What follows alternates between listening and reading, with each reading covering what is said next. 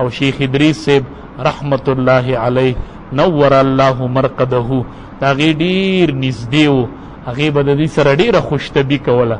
نن د دې په لیدو ډیر خوشحاله شوم، خو بار بار مې شیخ صاحب مخې ته کېږي چې د حضرت هغه دې سره چې به کومې خبرې کولې یقین وکړئ چې هلته زه لاړم چا به روټۍ له به وستلم. موږ مدینه منوره کې ورځې ډېرې یو ځای ایستلې وې، نو ما تبر سړي وي مولي صاحب یاد دي دلته چې به شیخ صاحب ناسومی بلکل مې دا خلق پیکه پیکو، دا پښتانه پیکه پیکه ګرځېدل، په څه کې م خوند نه لیدو، بس ټول خلق داسې پیکه پیکه روانو. او زه خو نشم ویلی، خو چې د چا دعا به مې اورېدله هلته که نه، ما چې د چا دعا به اورېدله نو یوه دعا چې به یې ځان ته کوله نو یو به شیخ ادریس صاحب رحمت الله علیه ته کوله. الله دې شهادت عالیه نصیب کړي او الله دې د هغې شهادت قبول کړي. بس په هغه باندې یوازې دی نه دي غمجن، مونږ ټول پې غمجن یو، ټول امت مسلمه پې غمجن دی. ورشه هلته پې خلق غمجن دی، غمجن د خلقو زړونه تواب په یې کوو جړل به ما پسې به یې را منډې کړې. مونږ خپله مدینه منوره کې نخیشتمه شپه وه، اتیشتمه روجه وه او د اوږدو تراوو ختم و.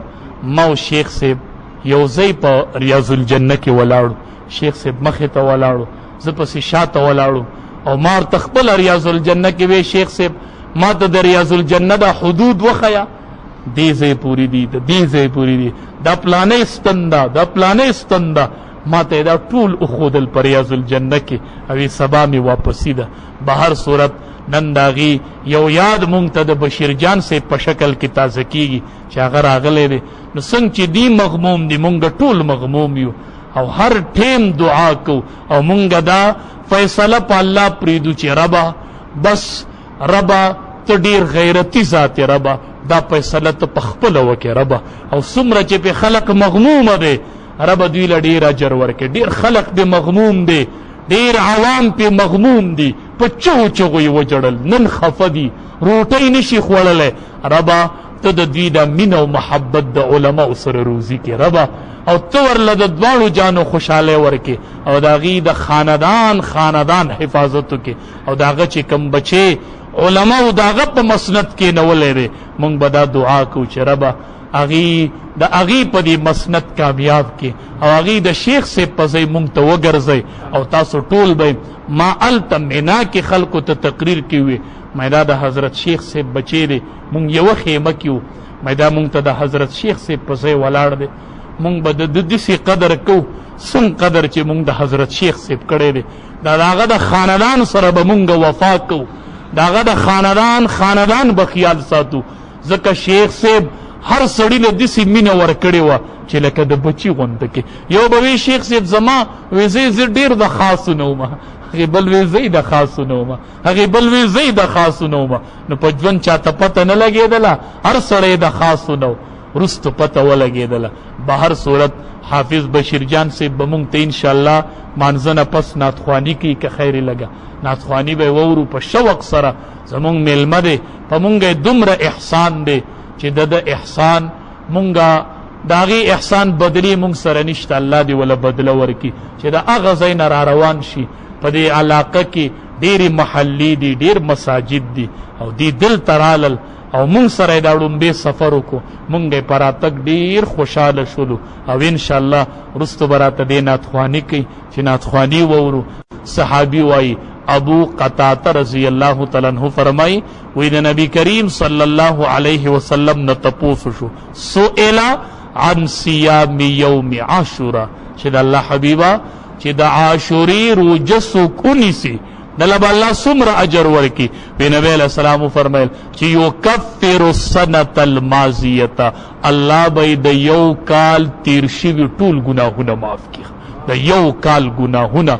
او بیا مې د نبی علیه السلام نه واورېدل بل صحابي وی چې لئن بقیت الی قابل لاصومن التاسعه که آینده کال ژوندی ومه نو نښمه به ورسره نیسمه. نبی علیه السلام چې د رمضان نه پس کومه روژه په اهتمام نیولې ده نه هغه د عاشوري روژه وه ښه. دا به نبی علیه السلام دومره په اهتمام نیوله ښه. خو چې کله مدینې منورې ته راغی نبی علیه السلام نو یهودو دا روژه نیوله. نبی علیہ السلام ورته تاسو ولې دا نیسئ؟ په دې ورځ فرعون الله غرق کړي او موسی علیہ السلام ته الله نجات ورکړي.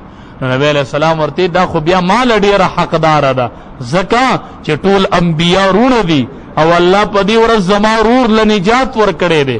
او نبی علیہ السلام چې او قتل چې يهودي نسی نو دی اوی ویلا ان بقیت الى قابل لاصومن التاسع کاینده کال ژوندیو منوي نخم به سره نیسمخه نو دا به یو به يهود نیولا دی وجنا علما وای یا به سره نخم نیسی یا به ور سره یو لسم نیسی. نو زیارت او جمعه ونیسی یا جمعه او هفته ونیسی. خود حدیث الفاظ دادی چې امام الانبیاء ویلو لئن بقیت الى قابل لأصومن التاسع ویزه به سره نخم نیسمخه نو که نخم نیسی که یو لسم خو اسی لأصومن التاسع امام الانبیاء ویلیو.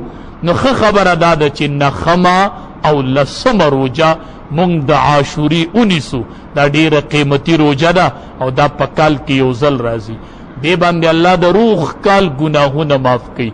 نو علما وی په دې الله واړو ګناهونه معاف کوي. نو چې روجه اونیسی نو توبه پکې مباسه په مخه نو په دې روجه باندې الله واړه معاف کوي او په دې توبه باندې الله غټ معاف کوي. ها الله سړی بخي ښا خو تبم سن سکے کنه ښا عرفات میدان کې چې مونږ وو التما خلق ته وی مې مونږ په ملک یو بل ته وی مولوی صاحب ماته ته دعا وکړه بل وی پیر صاحب ماته ته دعا وکړه. خلق مشر او عالم ګوري پرهیزګار ګوري مې نن چې په عرفات کې دي دا ټول اولیاء دي خلاص نن پکې عالم او غیر عالم نشته دی ها نن ټول اولیاء بس نن چې کم یو دعا غواړي لپی اوچته وای دا لپی به تشي ناراضي خاینش خو ما ورته یو کار وکړي کنه ها چې کله دعا غواړي رب دې مونږ ټول بوزي خدای دې مونږ بار بار بوزي بس هغه یاد دې خدای زمونږ بار بار تازه کوي ها او الله چې آینده کال عرفه راولي ربا